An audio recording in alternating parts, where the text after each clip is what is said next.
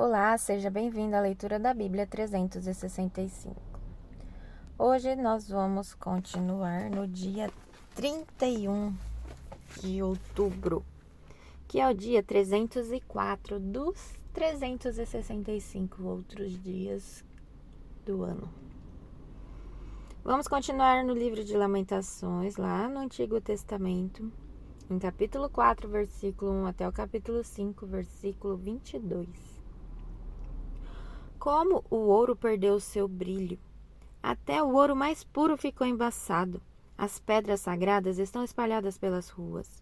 Vejam como os filhos preciosos de Sião, que valem seu peso em ouro puro, são tratados como vasos de barro, feitos por olheiro qualquer. Até os chacoalhos amamentam seus filhotes, mas meu povo não age assim. Como as avestruzes no deserto, ignora cruelmente o clamor de seus filhos. A língua seca dos bebês gruda no céu da boca por causa da sede. As crianças imploram por um pedaço de pão, mas ninguém as atende. Os que antes comiam as comidas mais finas agora morrem de fome nas ruas. Os que antes vestiam roupas da melhor qualidade agora reviram os montes de lixo. A culpa de meu povo é maior que a de Sodoma, que foi destruída de repente e ninguém ofereceu ajuda. Nossos príncipes eram radiantes de saúde, mais brilhantes que a neve, mais brancos que o leite. Seu rosto era rosado como rubis e sua aparência como safiras. Agora, porém, seu rosto está mais escuro que fuligem, ninguém os reconhece nas ruas. Sua pele está pegada aos ossos e seca como madeira. Os que morreram pela espada foram mais felizes que os que morreram, que os que morrem de inanição. Famintos definham por falta de alimento dos campos. Mulheres de bom coração cozinharam os próprios filhos. Elas os comeram para sobreviver ao cerco. Agora, porém, a ira do Senhor está satisfeita, sua ira ardente foi derramada. Em Sião ele acendeu um fogo que queimou a cidade até seus alicerces. Nenhum rei em toda a terra, ninguém no mundo inteiro poderia imaginar que o inimigo entraria pelas portas de Jerusalém. Mas foi o que aconteceu por causa do pecado de seus profetas e da maldade de seus sacerdotes que profanaram a cidade ao derramar sangue inocente.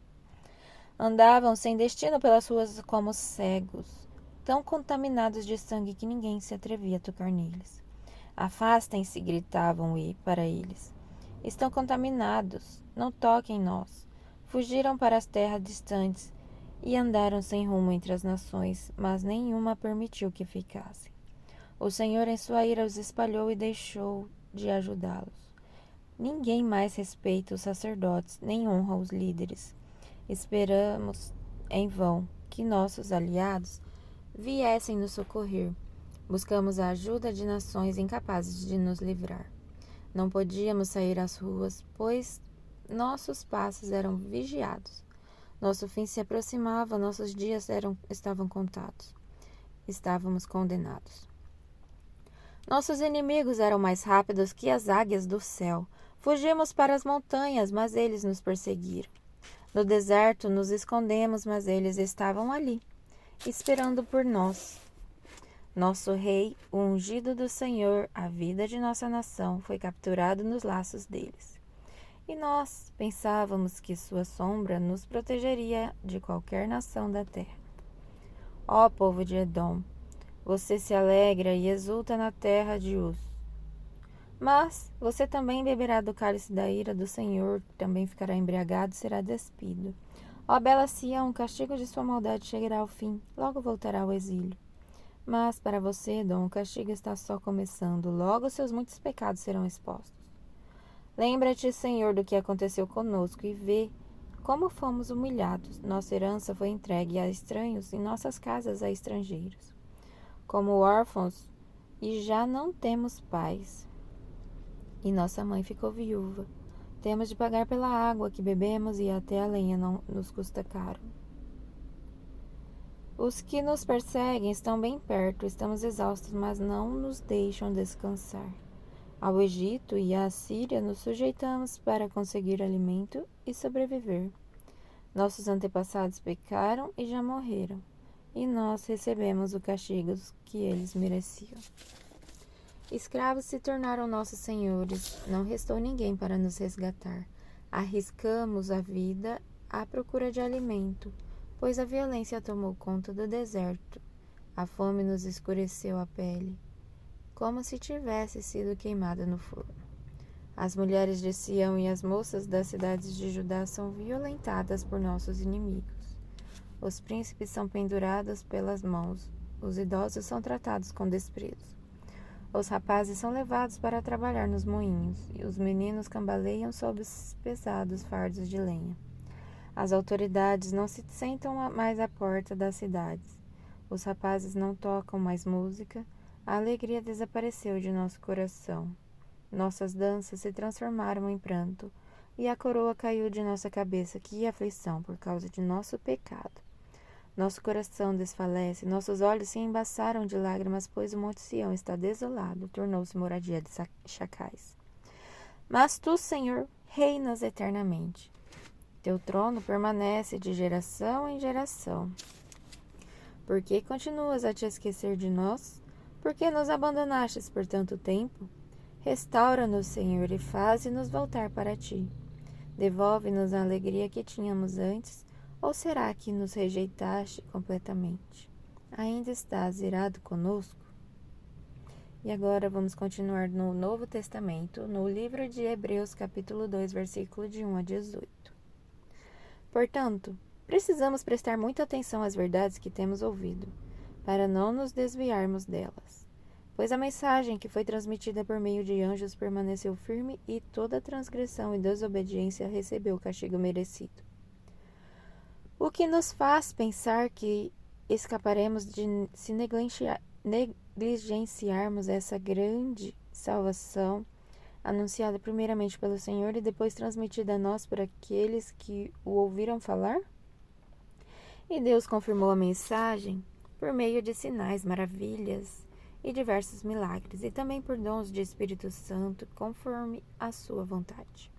Além disso, não são os anjos que governarão o mundo futuro a que nos referimos.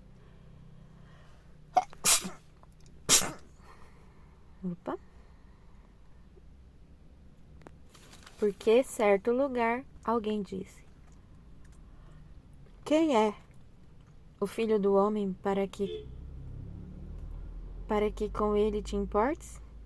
E no entanto, por pouco tempo o fizeste um pouco menor que os anjos, e o coroaste de glória e honra. Tu lhe deste autoridade sobre todas as coisas. Quando se diz todas as coisas, significa que nada foi deixado de fora. É verdade que ainda não vimos tudo ser submetido à sua autoridade. Contudo, vemos Jesus, que por pouco tempo foi feito um pouco menor que os anjos, e que por ter sofrido a morte agora está coroado de sua glória e honra.